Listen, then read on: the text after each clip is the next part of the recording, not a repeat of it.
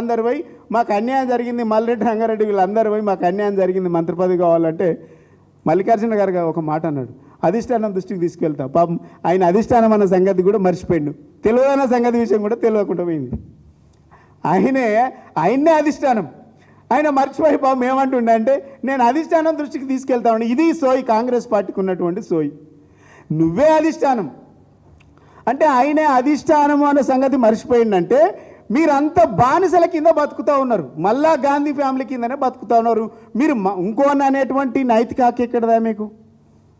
నువ్వు జాతీయ అధ్యక్షుడివి, జాతీయ అధ్యక్షుడు హోదలా నువ్వు తెలంగాణ రాష్ట్రానికి వస్తావు, రాష్ట్రంలో ఉన్నటువంటి ఏంది నాయకులందరూ కూడా, ప్రజాప్రతినిధులందరూ కూడా నీకు కలిసి రిప్రజెంటేషన్ ఇస్తే నువ్వు నేను అధిష్టానం దృష్టికి తీసుకెళ్తావంటే ఇదేంది అంటే నువ్వు అధిష్టానం కాదు, రబ్బర్ స్టాంపు. ఇలా కర్ణాటకలో మోసం చేసినట్టు ఇక్కడ మోసం చేస్తా అంటే కుదరదు. డెఫినెట్గా మిమ్మల్ని అందరినీ కూడా నిలదీసే రోజు దగ్గరలో ఉంది, మిమ్మల్ని అందరినీ కూడా రాజకీయంగా బొందబెట్టేటువంటి రోజు దగ్గరలో ఉంది. భయపడకుండా మీరు ఇందిరమ్మ పాలన అంటున్నారు. ఇందిరమ్మ పాలన ఒక్కనికి ఇల్లు కాదు, ఇల్లు అడిగినందుకు మా ములుగు జిల్లాల్లో ఇల్లు అడిగినందుకు నువ్వు కాంగ్రెస్ని కాదు, కాంగ్రెస్ కార్యకర్తవు కాదు, నీకు ఎందుకు ఇవ్వాలని పాపం కొడితే చనిపోయినటువంటి సందర్భం చూస్తూ ఉన్నాం. ఇది ఎక్కడ సంవిధానం? జై సంవిధానం అనకండి, సిగ్గుచేటు. ప్రజాస్వామ్యం అనే మాట మాట్లాడకండి కాంగ్రెస్ పార్టీ నాయకులు. ప్రజాస్వామ్యాన్ని కూని చేసి, ప్రజాస్వామ్యానికి తిలోదకాలు ఇచ్చి, ప్రజాస్వామ్యాన్ని చంపేసినటువంటి పార్టీ కాంగ్రెస్ పార్టీ. అసలు మీరు చేస్తున్నటువంటి విధానాలకు అంబేద్కర్ గారు లేకుంటే మహాత్మా గాంధీ గారు కనుక ఉంటే వాళ్ళు కూడా బాధపడతారు. మీ విధానాలు అట్లున్నాయి. మళ్ళీ మీరు చెప్పేటి ఏమో జై భీమ్, జై బాపు, జై సంవిధానం. నవ్వుకుంటారు, సిగ్గుపోతుంది. ఆ మాట్లాడకండి. ఈ 3 స్లోగన్స్కి అసలు అర్థము పరమార్థం తెలవనే పాపాత్ములు కాంగ్రెస్ పార్టీ నాయకులు, దుర్మార్గులు కాంగ్రెస్ పార్టీ నాయకులు. మీరా మాట్లాడేది అంటున్నాం మేము. ఇలా నోరు తెరిస్తే ముఖ్యమంత్రి గారు, మంత్రులు అబద్ధాలు ఆడుతూ ఉన్నారు. నోరు తెరిస్తే అబద్ధాలు.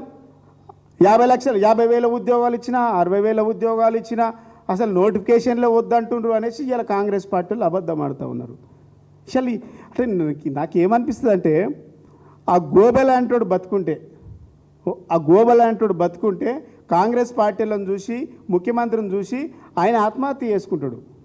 ఇంత పెద్ద అబద్ధాలు వీళ్ళు నాకంటే ఎక్కువ అబద్ధాలు ప్రచారం చేస్తూ ఉన్నారు కదా అని వాళ్ళు ఆత్మహత్య చేసుకునేటువంటి అది ఉన్నది. అంటే గమ్మత్ ఏంటంటే ముఖ్యమంత్రి గారు, మంత్రులు అబద్ధాలు చెప్పినవే చెప్పు, మళ్ళీ చెప్పు, అవే చెప్పు, అబద్ధాలు చెప్పు. ఎన్ని రోజులు చెప్తారు ఇవి? మళ్ళీ చెప్పు, అవే చెప్పు, అబద్ధాలే చెప్పు. ఇవన్నీ చెప్పి ప్రజలను తప్పుతో పట్టిస్తూ ఉన్నారు, ప్రజలను మైండ్ డైవర్ట్ చేస్తూ ఉన్నారు. అంటే ఎట్లుందంటే పాపం ఈ సందర్భంలో తీసుకోవాలి తప్పదు, ఏదో ప్రత్యేకం కాదు. తెలంగాణలో ఉన్నటువంటి మన హీరో రామ్ చరణ్ చాలా అద్భుతమైన నటుడు, అద్భుతమైనటువంటి నటనతోని, ప్రావీణ్యంతో ఆయనే గ్లోబల్ స్టార్ అయిపోయింది. రామ్ చరణ్ గారు అద్భుతమైన నటనతోని, అందరినీ మెప్పించి ఆయన నటనతోని గ్లోబల్ స్టార్ అయిపోయింది. కానీ మన రాష్ట్ర ముఖ్యమంత్రి ఏమో అబద్ధాలు చెప్పి గ్లోబల్ స్టార్ అయిపోయాడు. ఈయన ఇప్పుడు గ్లోబల్ స్టార్ మనకు తెలంగాణలో, ఆయన గ్లోబల్ స్టారు, ఈయనేమో గ్లోబల్స్ స్టార్. ఇది ఇలా కాంగ్రెస్ పరిస్థితి. ఇలా కాంగ్రెస్ పార్టీ అబద్ధాలు చెప్పి ఇలా మమ్మల్ని అందరినీ కూడా డైవర్ట్ చేస్తూ ఉన్నది. అంటే కాంగ్రెస్ పార్టీకి అసలు ఒక పొలిటికల్ విల్ లేదు, ఖర్గే గారు ఇచ్చినటువంటి హామీల పైన కమిట్మెంట్ లేదు, ముఖ్యమంత్రి గారికి తెలంగాణ పైన ప్రేమ లేదు. అందుకే రాహుల్ గాంధీ దగ్గర రేవంత్ రెడ్డి గారికి అపాయింట్మెంట్ దొరకడం లేదు. ఇది మన పరిస్థితి. ఎందుకు వేయాలి మీకు ఓట్లు? ఇలా మేము అడుగుతూ ఉన్నాం. కాంగ్రెస్ పార్టీకి ఓట్లు ఎందుకు వేయాలి? మీరు 6 గ్యారంటీల అమలు చేయనందుకు వేయాలా? 420 హామీలు ఇచ్చి మమ్మల్ని మోసం చేసినందుకు వేయాలా? 2 లక్షల ఉద్యోగాలు ఏడాది లోపలనే ఇస్తాం, ఒక్క ఉద్యోగం కూడా నింపనందుకు వేయాలా? మా విద్యార్థులు, మా నిరుద్యోగులు, మా చెల్లెలు, మా అక్కలు ఉద్యోగాలు ఇవ్వండి అని అడిగినందుకు కర్కశంగా లాఠీ చార్జ్ చేసి నిర్బంధించినందుకు మీకు ఓట్లు వేయాలా? మళ్ళీ ఎందుకు వచ్చిండ్రు? ఏ ముఖం పెట్టుకొని ఇలా ఖర్గే గారు తెలంగాణకు వచ్చిండ్రు? ఈ తెలంగాణ మంత్రులకు, ముఖ్యమంత్రికి, సిగ్గు శరం షీమునెత్తురుంటే ఈ తెలంగాణ ప్రజలకు ఇచ్చినటువంటి హామీలపైన చర్చ జరగాలి. ఓట్ల కోసం, సీట్ల కోసం కాదు. ఇవాళ మీరు ఓట్ల కోసం, సీట్ల కోసం మళ్ళీ ఎన్ని గెలవాలి, ఎంతమందిని గెలిపించుకోవాలనేటువంటి దుగ్ధతోని కదా ఇవాళ ఎల్బీ స్టేడియంలో మీటింగ్ పెట్టుకున్నారు. మీకు చిత్తశుద్ధి ఉంటే, మీ కాంగ్రెస్ పార్టీలో ఉన్నటువంటి నాయకులకు దమ్ము ధైర్యం ఉంటే, ఈ తెలంగాణలో మేము అనేక హామీలు ఇచ్చినాం. యూత్ డిక్లరేషన్ ఇచ్చినాం, ఎస్సీ డిక్లరేషన్ ఇచ్చినాం, బీసీ డిక్లరేషన్ ఇచ్చినాం, మైనార్టీ డిక్లరేషన్ ఇచ్చినాం, రైతు డిక్లరేషన్ ఇచ్చినాం.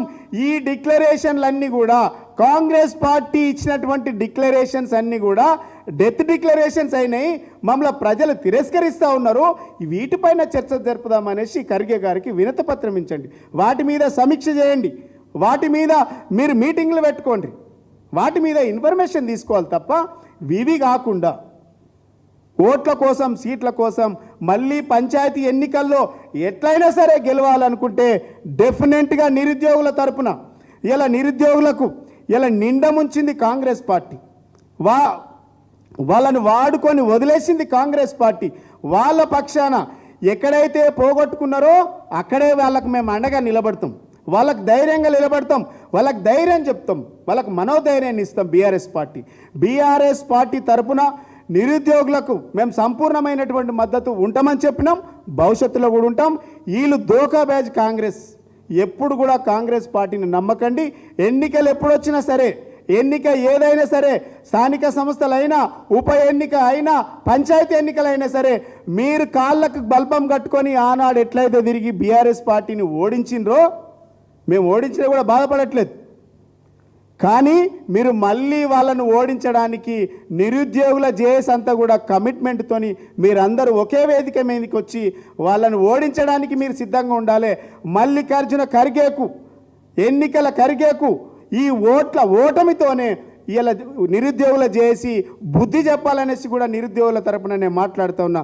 అదేవిధంగా అరెస్ట్ చేసినటువంటి నిరుద్యోగులను వెంటనే విడుదల చేయాలి. ఇలా వాళ్ళపైన ఎలాంటి కేసులు పెట్టకుండా బేషరతుగా విడుదల చేయాలి. లేకుంటే వాళ్ళ తరపున బీఆర్ఎస్ పార్టీ ఖచ్చితంగా మాట్లాడుతుందనేసి కూడా సందర్భంగా గుర్తు చేస్తూ, జై భీమ్, జై తెలంగాణ, జై కేసీఆర్.